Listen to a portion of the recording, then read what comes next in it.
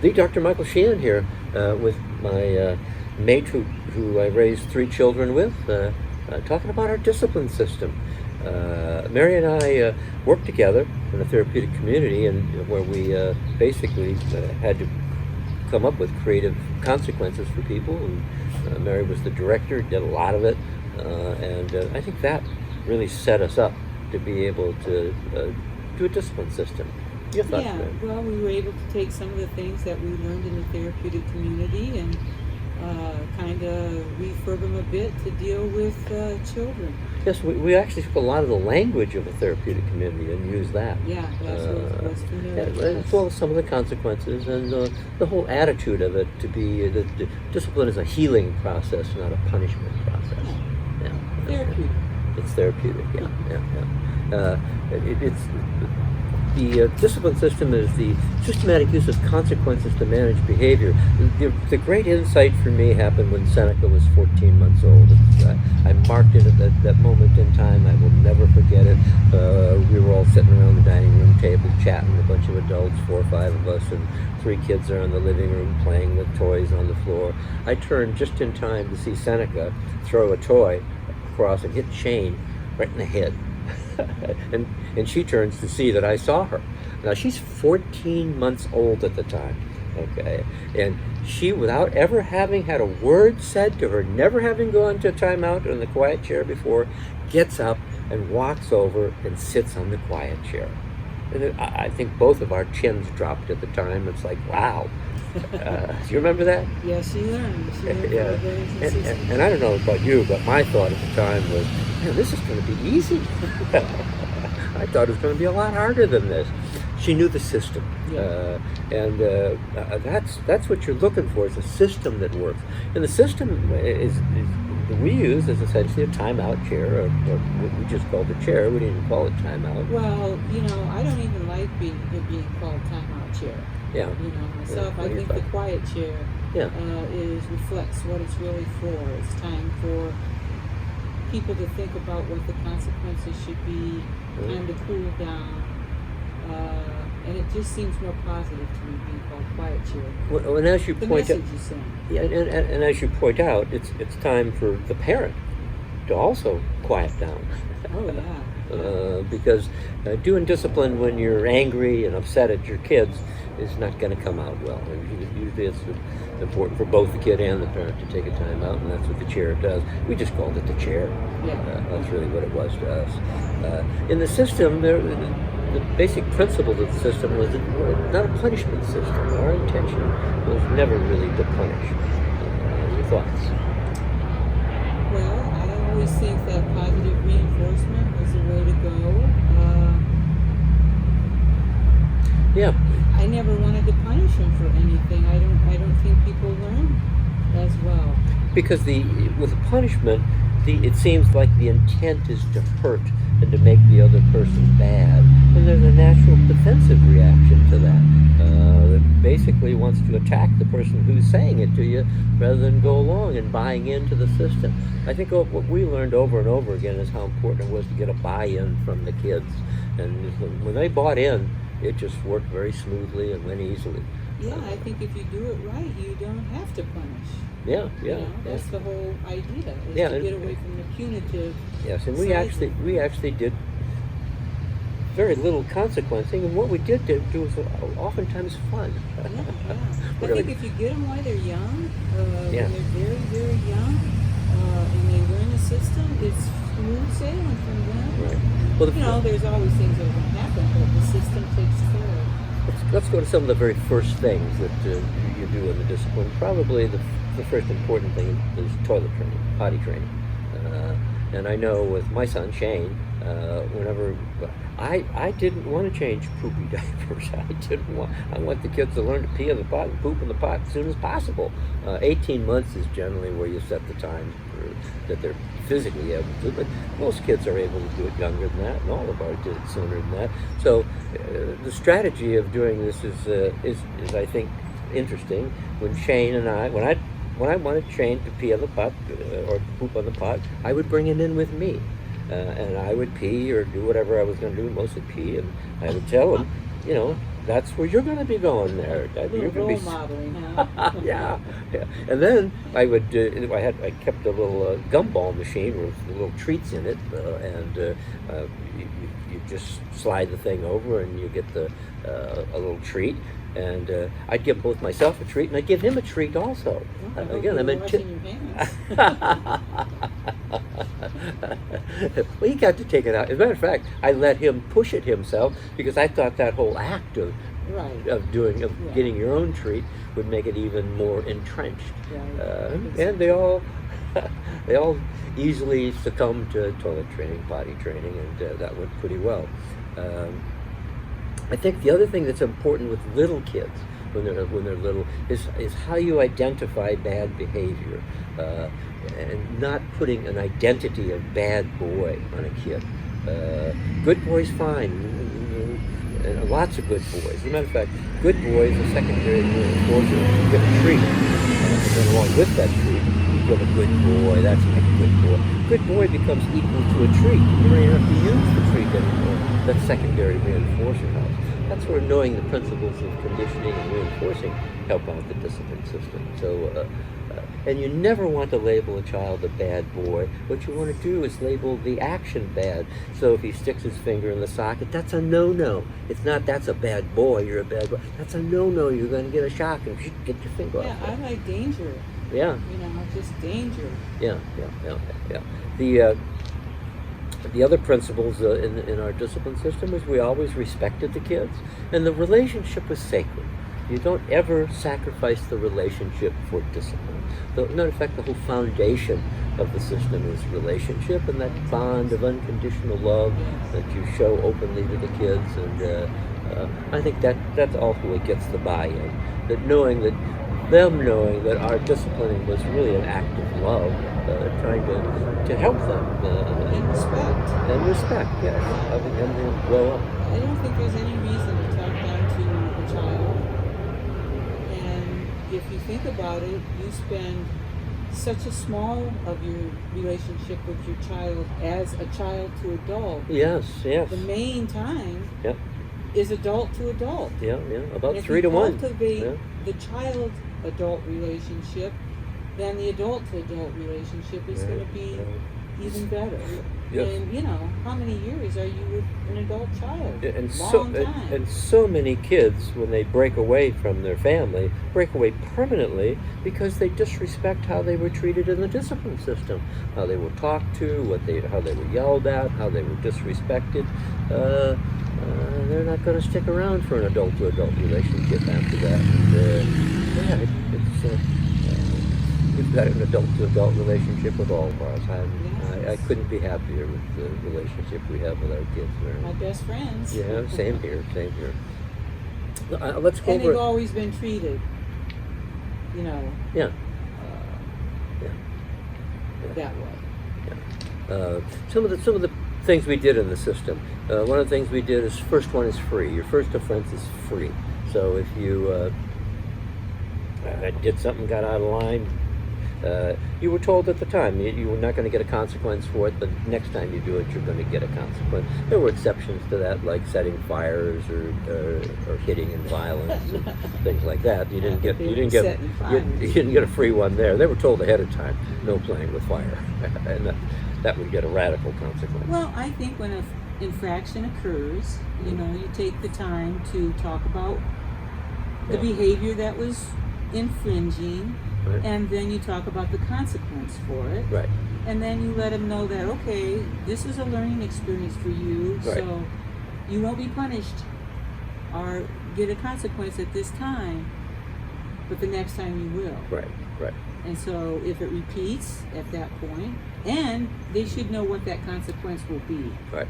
So if they damage something and they get a consequence for it, and they should know ahead of time, oh, that's going to get me this or that.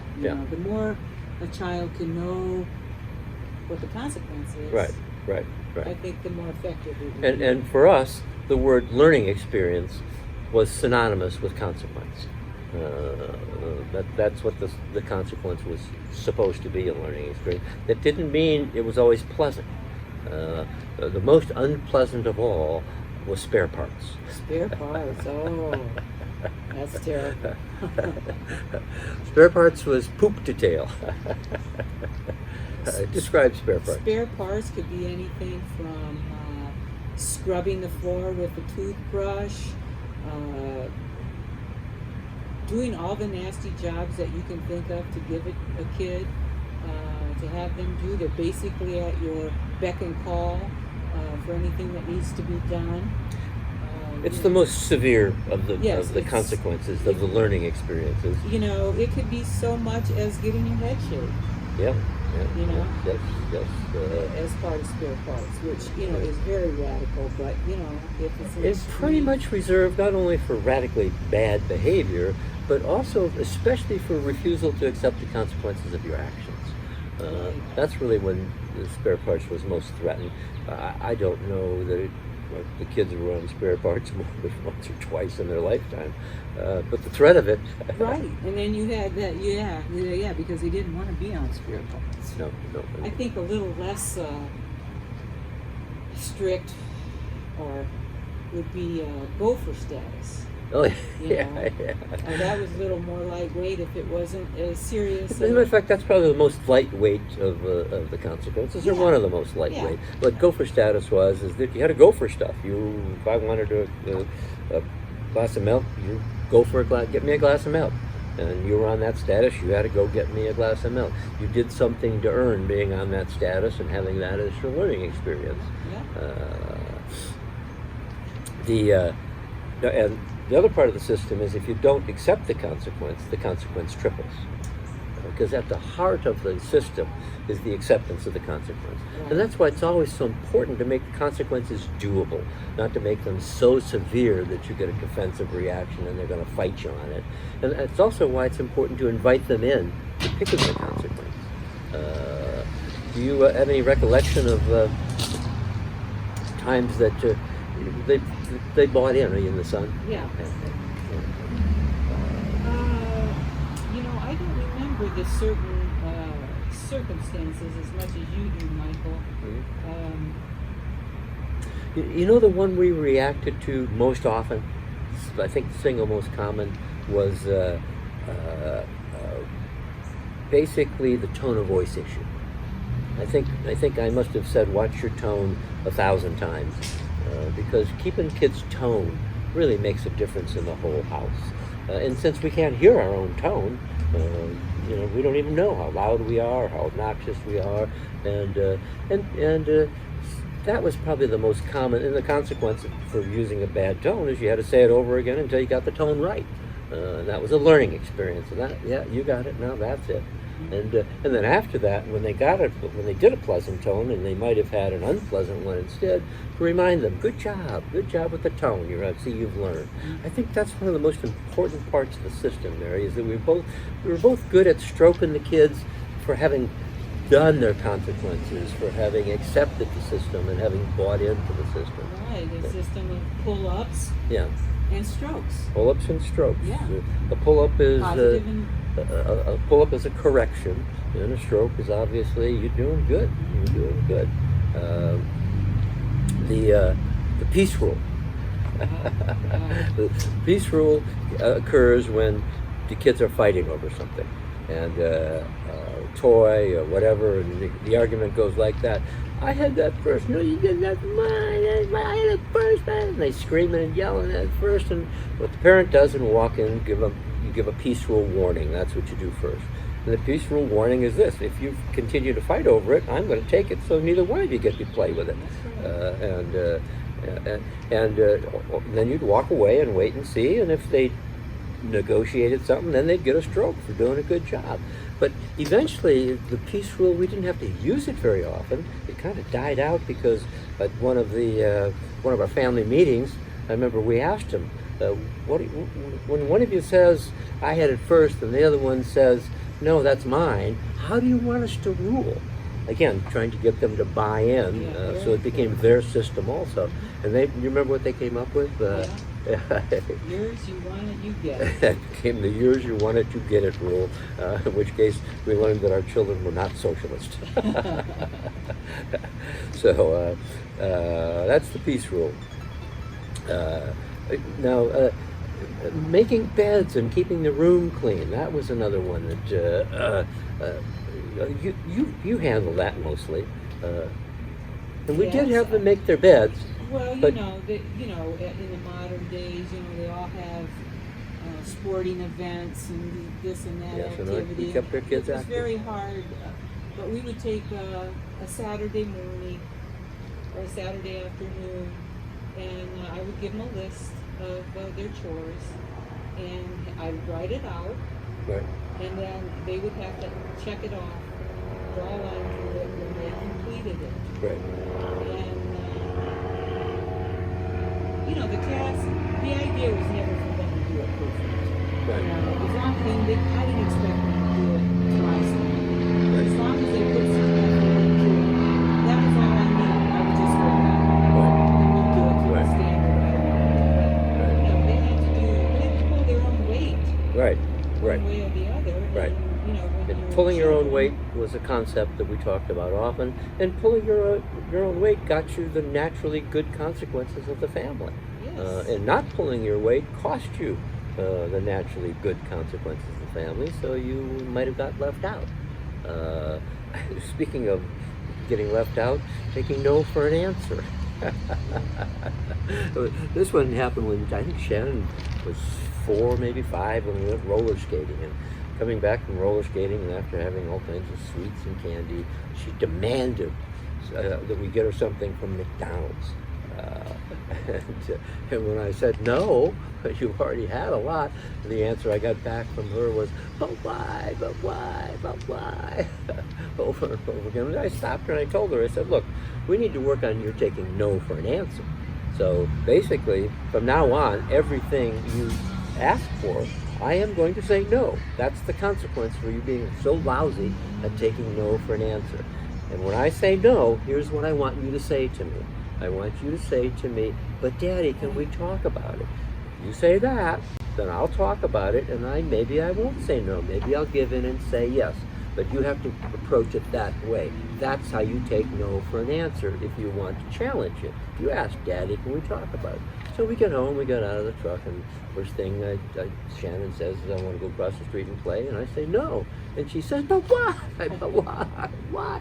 And I said, don't you remember what we just talked about? Oh, yeah. So, okay, let's try it again. You asked me to go over the neighbors. Daddy, can we go over the neighbors? No. But why? But why? We did that 4 times. Finally, after the 4th time, she said, but Daddy, can we talk about it? Yes, good job, good girl, go play. And from that point on, they all knew, Daddy, can we talk about it, was the way you responded to it. And again, it pretty much dropped out after that. Yes. And once they learn stuff, it becomes part of the system, and they just fit right in. Shannon being the oldest, she Yeah. got more trial and error than the other 2. And one of the things we did to try and balance that out for her, because we were rookies and she was she got more status. Like she would get to Yes. ride shotgun. Right. She would get first choice of certain things. because Bedrooms. She was the oldest. She got the nicest bedroom with the sliding slot door. Yeah. Yes, and she also was the one we put in charge if we went somewhere, and she'd be the oldest sister, and The you were oldest child, the oldest. It's more responsibility. It gets for more them, responsibility, and they should be rewarded and for therefore it. more benefits, right? And we did try to connect your performance to your benefits, and told the kids, the better you do in school, the more freedom you get, because your good performance earns you privileges, and we're in charge of the privileges. And if you want, and when you get to be adolescents, your most important privilege is going to be freedom. You want to get out and be free, and our most important issue is your safety. So we have a natural conflict, because your freedom and our safety do not always go hand in hand. And we got to get a balance between these two. And you earn your freedom by demonstrating your ability to do the things you're responsible to do, and handling the issues you're responsible to handle, like school, coming home with good grades, stand on top of your chores, stand on top of your stuff. Good behavior earned a good life. But never were they bad people. They were just out of tune shortly. Mary, anything else you Those are my notes and what I wanted to talk about.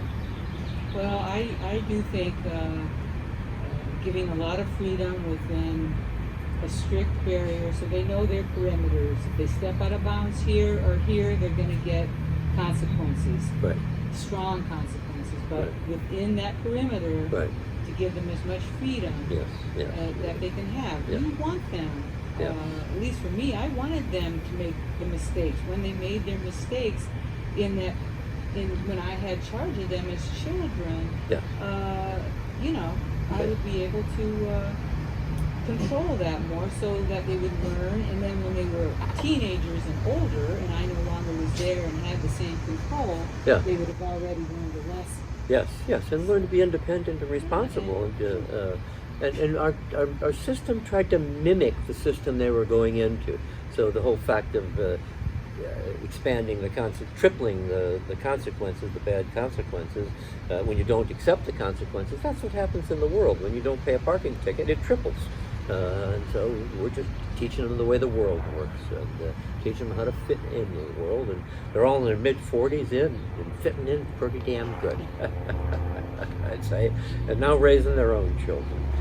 The last thing I want to talk about that we also stayed on top of was I don't care code. And we did not allow the phrase I don't care. If we asked them if they wanted to go out to ice cream or whatever, and they said I don't care, we didn't go. Because I think both of us recognize that I don't care coping was oftentimes to release words to go be stupid, to go do something that was going to get ourselves in trouble. And so not allowing those words to kind of creep in and become part of your character structure was something that was important, I think, to both of us. And, Yeah, I remember you saying like, well, you are a caring person. When you say you don't care, I think you're caring. Aren't you caring? You know, I don't get just, even with adults, when people say, I don't care, well, I've always thought of you as a caring person. right, right. Yes, and that is the risk, is that you make yourself an uncaring person. You might have a different idea, or you may not mind which way we go, or this and that, but you surely care about it. Yes. That automatic phrase was edited out. The other thing I wanted to make sure that we touched on is power struggles. And the importance of never losing a power struggle. Yeah, that's important. If you say no and there's a struggle over your no, if you give in, you have just created a false entitlement. And that false entitlement is going to bite you.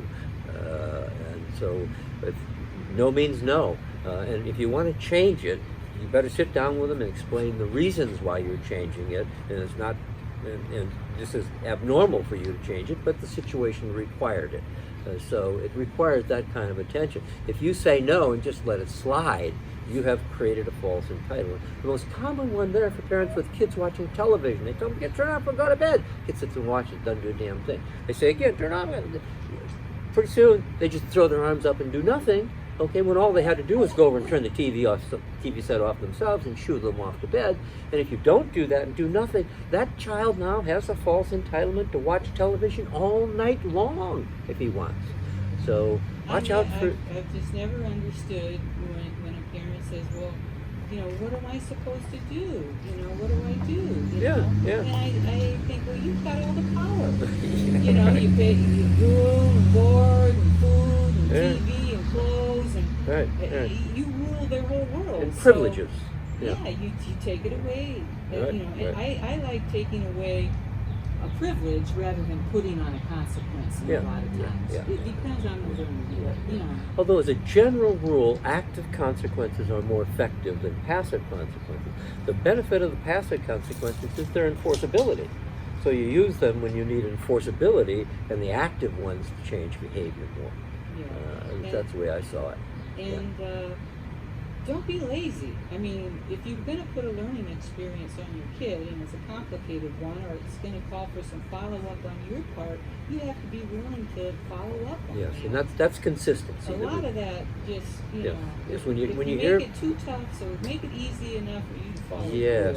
through. And by the way, kids that make their own consequences are really hard on themselves. They're much harder on themselves than we would have ever been.